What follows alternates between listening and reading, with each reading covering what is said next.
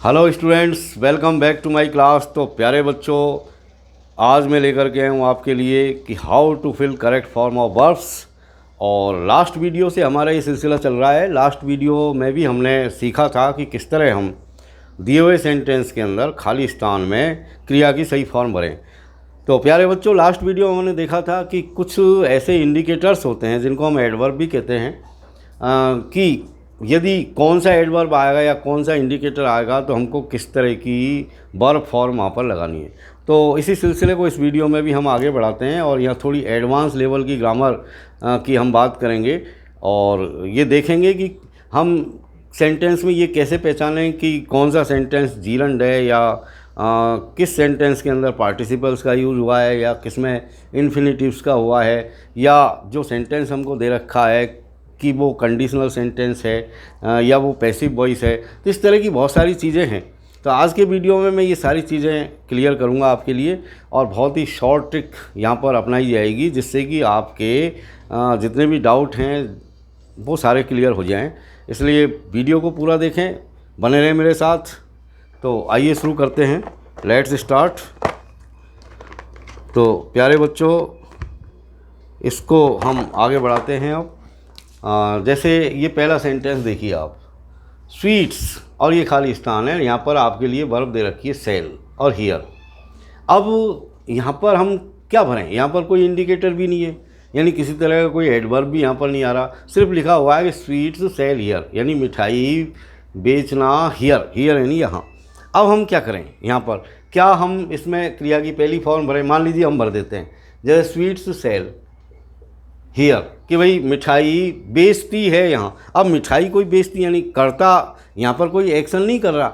इसका मतलब ये बैठ नहीं रहा, सिस्टम नहीं बैठ रहा। इसका मतलब यहाँ पर जो वर्ब है वो इस कर्ता के ऊपर निर्भर नहीं कर रही है। तो जब भी कोई वर्ब कर्ता के अकॉर्डिंग यूज़ नहीं हो रही हो तो आप समझे कि वो पैसिव वॉइस है। तो यहाँ इसका मतलब यहाँ पर जो कर्ता है वो पैसिव में आ गया, यानी ये काम नहीं कर रहा है यहाँ पर, क्योंकि मिठाइयाँ थोड़ी बेचती है, मिठाइयों को तो बेचा जाता है। तो इसका मतलब ये पैसिव वॉइस है और पैसिव वॉइस में यानी मिठाइयाँ यहाँ बेची जाती है। इसका जो सेंस निकल के आया वो ये हुआ कि मिठाइयाँ यहाँ बेची जाती है। अब इसको आगे भी बढ़ाया जा सकता है, बाय द मर्चेंट। इस तरह इसमें लिखा हुआ नहीं है, लेकिन मान लीजिए लिखा हुआ होता तो ये बिल्कुल स्पष्ट हो जाता, क्योंकि कर्ता अब बाई लग के पीछे को आ गया, यानी स्वीट्स। और जब भी पैसिव वॉइस आएगा तो उसमें हमेशा पैसिव वॉइस का जो बेसिक फार्मूला है वो आप दिमाग में रखें कि सबसे पहले क्या है कि ऑब्जेक्ट लिखते हैं और ऑब्जेक्ट के बाद में हेल्पिंग वर्ब, टेंस के अनुसार हेल्पिंग वर्ब लगाते हैं और उसके बाद में मेन वर्ब जो होती है उसकी थर्ड फॉर्म लगाते हैं और फिर बाई लगा करके सब्जेक्ट को लिखते हैं। ये बेसिक फार्मूला है जो अप्लाई होता है पैसिव वॉइस में, यानी ऑब्जेक्ट के बाद में हेल्पिंग वर्ब, फिर मेन वर्ब की थर्ड फॉर्म और बाई लग के सब्जेक्ट आ जाता है। तो यहाँ पर ये जो सेंटेंस हमको दिखाई दे रहा है इसमें कहीं कोई पास्ट दिखाने वाली बात इसमें दिखाई नहीं दे रही, न इसमें कहीं फ्यूचरिटी दिखाई दे रही। इसका मतलब ये सिंपली प्रेजेंट टेंस का सेंटेंस है। तो हमने प्रेजेंट टेंस की हेल्पिंग वर्ब यहाँ पर ले ली, स्वीट्स आर, और सेल की थर्ड फॉर्म हम यहाँ पर लगा देंगे सोल्ड। तो ये इस तरह हमने इसको भर दिया क्रिया की सही form, sweets are sold here by the merchant. ये हमने हमारी तरफ से जोड़ा है। परीक्षा में हो सकता है कि इस तरह लिखा हुआ नहीं आए, आपको सिंपली समझना है। ये देखिए आप सेकंड, ये और क्लियर होगा। The thief chars at this time, at this time, इस पर अभी गौर करिए आप। एट दिस टाइम यानी सेंटेंस हमको ये बता रहा है कि जो भी एक्शन यहाँ पर हो रहा है वो एट दिस टाइम हो रहा है, एट दिस टाइम हो रहा है। इसका मतलब यानी प्रेजेंट कंटिन्यूस टेंस इसमें अप्लाई होगा, लेकिन वो एक्टिव वॉइस में होगा कि पैसिव वॉइस में होगा, ये हमको यहाँ पर देखना है। अब जैसे इसको आप देखिए, द थीफ यानी चोर, चार्स का मतलब होता है पीछा करना, एट दिस टाइम यानी इस समय, यानी चोर इस समय पीछा करना। कहने का मतलब चोर किसी का पीछा कर रहा है?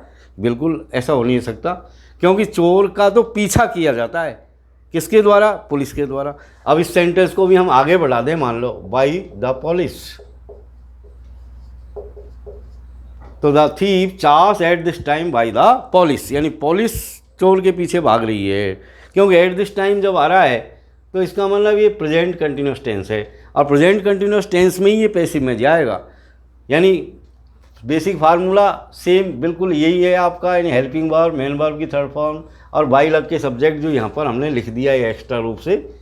तो हम इसमें क्या लिखेंगे, अब ये प्रेजेंट कंटिन्यूस टेंस है, तो जब भी कोई कंटिन्यूस टेंस होते हैं तो उनमें क्रिया में आईएनजी लगती है।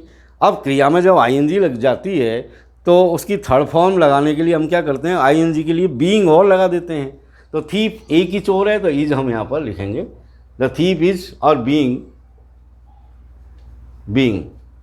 द थीप इज बीइंग, और चार्ज जो वर्ब है इसकी थर्ड फॉर्म लिखेंगे। पैसिव की कंडीशन यही है कि पैसिव में हमेशा वर्ब की थर्ड फॉर्म ही आती है, तो हम यहाँ पर लिख देंगे चार्ज्ड। अब ये आपका बिल्कुल क्लियर हो गया सेंटेंस कि the thief is being charged eight this time by the police, यानी इस वक्त पुलिस के द्वारा चोर का पीछा किया जा रहा है। अब देखिए नेक्स्ट सेंटेंस, ए डियर, डियर का मतलब होता है हिरन, और ये खाली स्थान है यहाँ पर, और आगे लिखा हुआ है किल बाय ए लायन यस्टरडे। अब यहाँ पर बिल्कुल कर्ता जो है इसका, चूँकि ये पैसिव में है तो बाई लग के पीछे को आ गया है, ऑब्जेक्ट बन गया है। लेकिन ये बाई लग के जब यहाँ पर ऑब्जेक्ट आ रहा है, यहाँ तो ऑब्जेक्ट है, हालांकि ये पहले सब्जेक्ट होगा एक्टिव वॉइस में, लेकिन तो इससे बिल्कुल ये सीधा ही स्पष्ट हो रहा है कि भाई ये पैसिव वॉइस का सेंटेंस होना चाहिए। क्योंकि यदि हम इसको एक्टिव का मान के चलें तो हम जैसे शुरू करें इसको कि a deer kill by a lion yesterday, यानी एक डियर किल करता है, और डियर तो किसी को मारता नहीं है कि भाई, क्योंकि वो मांसाहारी नहीं है तो किसी को मारता नहीं है, बल्कि वो तो मारा जाता है। आगे लिखा हुआ है बाय ए लायन, लायन के द्वारा, तो a deer kill by a lion yesterday. लेकिन इस यस्टरडे पे गौर करो आप, ये इंडिकेटर आपको ये शो कर रहा है कि ये पास्ट टेंस की बात है। पास्ट टेंस की बात है तो पास्ट टेंस की हेल्पिंग वर्ब लगेगी, ए डियर वाज, और किल की हम थर्ड फॉर्म यहाँ पर लगा देंगे किल्ड, यानी a deer was killed by a lion yesterday. अब देखिए नेक्स्ट सेंटेंस हमको बता रहा है कि यस्टरडे आई सा ए हॉर्स, यानी कल मैंने देखा एक घोड़ा, और यहाँ पर रन जो वर्ब आ रही है इसका हमको सही यूज़ करना है। तो हम क्या करेंगे, देखिए आप इसको समझिए कि कल आई सा मैंने देखा एक रन, यानी भागना या भागना घोड़ा, यानी भागता हुआ घोड़ा, तो इसका मतलब हुआ भागता हुआ, यानी कल मैंने एक रनिंग हॉर्स देखा, यानी एक घोड़े को भागते हुए देखा। अब ये जो वर्ब यहाँ पर जो वर्ब का ये जो रूप बदला है, इसमें जो हिंदी का अर्थ निकल के आ रहा है वो हुआ आ रहा है। तो प्यारे बच्चों बिल्कुल नोट कर लें आप कि जब भी पार्टिसिपल्स के अंदर हमेशा हुआ या हुई इस तरह के भाव निकल के आते हैं, यानी जब भी किसी वर्ब में आईएनजी लग जाए और उसका अर्थ हुआ हुई के रूप में निकले तो आप समझो कि वो प्रेजेंट पार्टिसिपल है। तो ये प्रेजेंट पार्टिसिपल यहाँ पर कहलाएगा, ये जो प्रयोग है वो प्रेजेंट पार्टिसिपल है, प्रेजेंट पार्टिसिपल, क्योंकि आईएनजी लग जाती है तो वो प्रेजेंट पार्टिसिपल बन जाते हैं और उसका अर्थ हुआ या हुई निकल के आता है। तो यस्टरडे आई सा ए रनिंग हॉर्स, यानी कल मैंने एक भागता हुआ घोड़ा देखा। आगे देखो, आई लव स्विम, मुझे प्रेम है स्विम से, मतलब तैरने से यहाँ पर, तो यहाँ पर भी हम आईएनजी लगाएंगे इसमें। तो आई लव स्विमिंग, यानी मुझे तैरना पसंद है। अब यहाँ पर देखिए आप, ये इसमें भी आईएनजी लगी है, और इसमें ऊपर वाला जो सेंटेंस था पार्टिसिपल का उसमें भी आईएनजी लगी है, यानी इसको हम क्रिया की चौथी फॉर्म बोलते हैं, यानी आईएनजी वाली फॉर्म, यानी प्रेजेंट पार्टिसिपल। लेकिन इसका अर्थ जो निकला वो हुआ करता हुआ निकला था, और जब भी हुआ अर्थ निकले तो वो प्रेजेंट पार्टिसिपल होते हैं। लेकिन यहाँ पर हुआ अर्थ नहीं आ रहा, जैसे I love swimming, I love swimming, यानी मुझे तैरना पसंद है, हुआ नहीं आ रहा यहाँ पर जो अर्थ निकल के आ रहा है अंत में वो ना आ रहा है। तो जब भी किसी वर्ब के अंदर आईएनजी लग जाए और उसका अर्थ नाने नहीं निकले तो वो जीरंड्स होते हैं। तो ये यहाँ पर जीरंड्स कहलाएंगे, जीरंड्स, यानी ये जीरंड्स है। जब हालांकि जीरंड और जो प्रेजेंट पार्टिसिपल होते हैं वो दिखने में एक जैसे ही होते हैं, यानी वो वर्ब की चौथी फॉर्म ही होते हैं आईएनजी वाली। अर्थ यही है, यानी अंतर ये है कि जब भी हुआ हुई अर्थ निकले तो कहलाएंगे प्रेजेंट पार्टिसिपल। और जब अर्थ उनका नाने नहीं निकले हिंदी के वाक्यों में तो वो कहलाते हैं उस कंडीशन में जीरंड्स। तो ये थोड़ा सा अंतर है। अगला सेंटेंस देखिए, run is a good exercise. Run यानी दौड़ना, तो रन का यहाँ पर भी जीरंड का यूज होगा, यानी running, RUNNING, running is a good exercise, यानी दौड़ना एक अच्छा व्यायाम है। दौड़ना यानी अर्थ क्या निकला, ना, इसका मतलब ये भी जीरंड है। अब आगे देखिए, आई वांट ईट मैंगोज, मैं चाहता हूँ, ईट यानी खाना, मैंगोज यानी आम। तो प्यारे बच्चों, यहाँ पर जो ईट है इसको हम इन्फिनिटिव के रूप में यूज़ करेंगे, यानी आई वांट टू ईट, और जब टू लग के वर्ब की पहली फॉर्म आती है तो वो इन्फिनिटिव हो जाते हैं, infinitive. I want to eat mangoes, I want to write a letter, I want to go there, I want to watch a film, I want to watch a movie. तो ये सब ना का ही अर्थ निकलता है, जीरंड में भी ना का निकलता है, और जो इन्फिनिटिव्स होते हैं उसमें भी अर्थ नाने ही निकलता है। लेकिन ये टू करके हमको लिखना पड़ता है, टू के साथ क्रिया की पहली फॉर्म, और उस वक्त ये कहलाते हैं इन्फिनिटिव। आगे देखिए, I want become an engineer, तो I want to become, to करके बिकम को हम लिख देंगे, आई वांट टू बिकम, कि मैं एक इंजीनियर बनना चाहता हूँ। तो ये भी यहाँ पर इन्फिनिटिव है, इन्फिनिटिव। आगे देखिए, if I be a bird I would fly in the sky.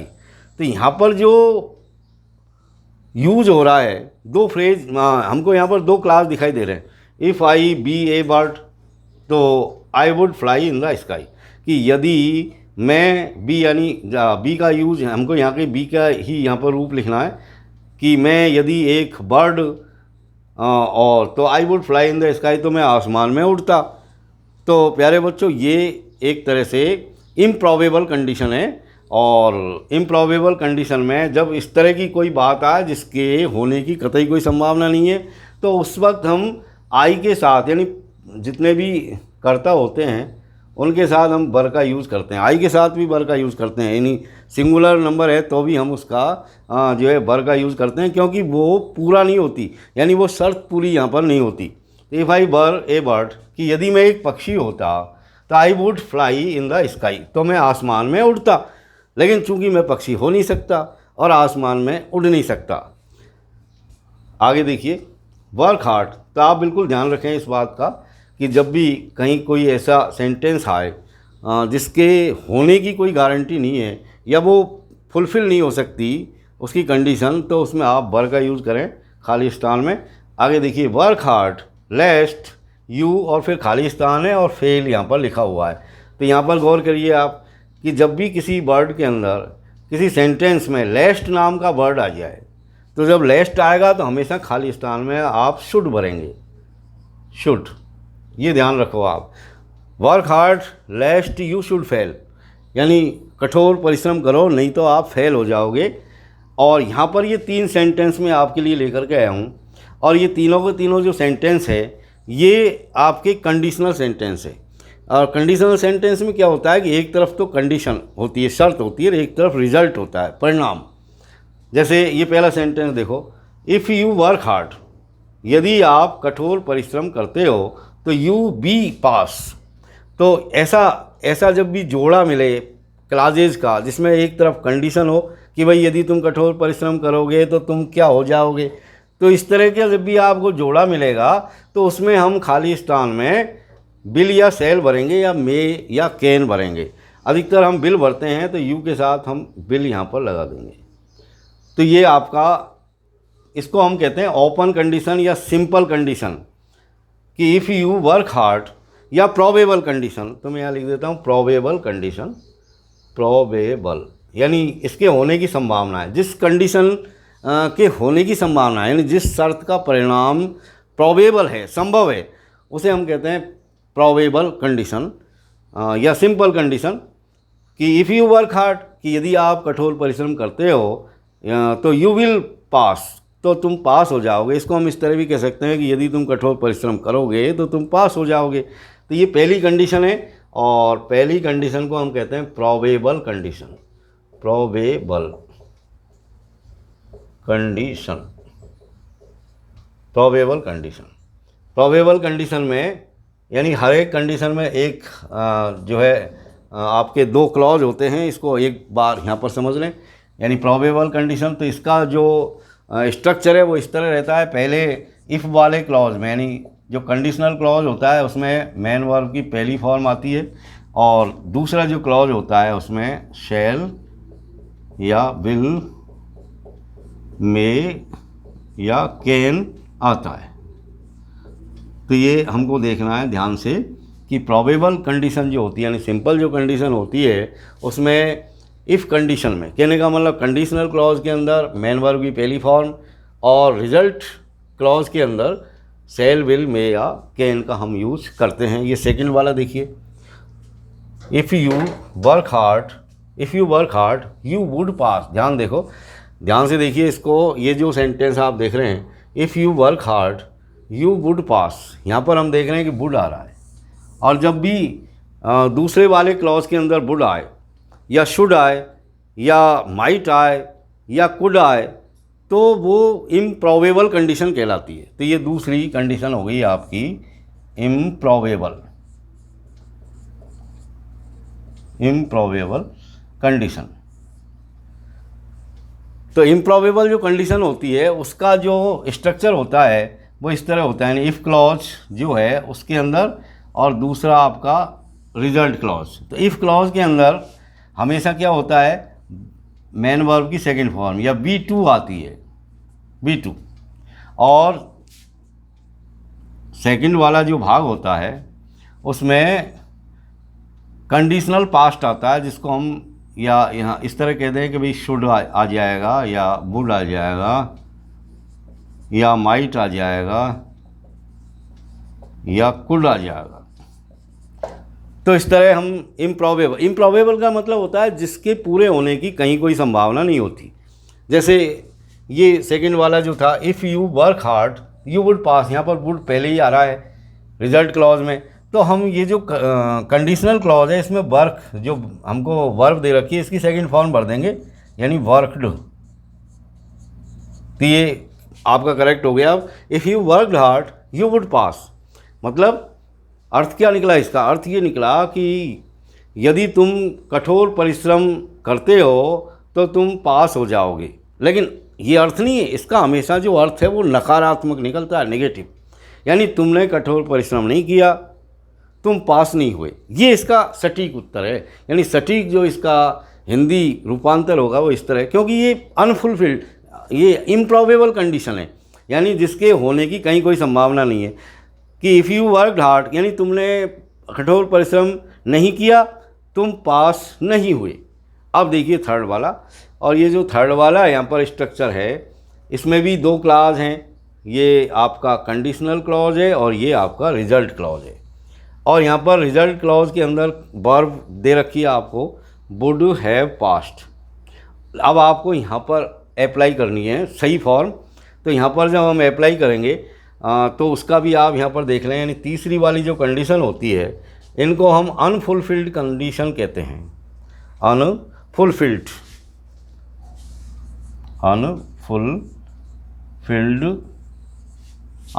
Condition. और इसके अंदर इफ़ वाला जो क्लॉज होता है उसके अंदर हैड के साथ मेन वर्ब की थर्ड फॉर्म आती है, और जो दूसरा वाला रिजल्ट क्लॉज होता है उसमें कंडीशनल परफेक्ट टेंस आता है। यानी वुड हैव या शुड हैव, वुड या शुड या कुड या माइट,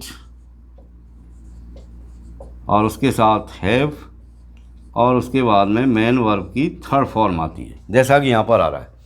ये वुड और हैव और ये पास्ट यानी क्रिया की थर्ड फॉर्म। तो हाँ, अब आपको यहाँ जो खाली स्थान है इसमें आपको हैड और ये जो वर्ब दे रखी है इसकी थर्ड फॉर्म यानी वर्कड यहाँ पर भरनी है। If you had worked hard you would have past. तो डियर स्टूडेंट्स, अगले वीडियो में फिर मिलते हैं एक नए टॉपिक के साथ। Thank you very much for watching.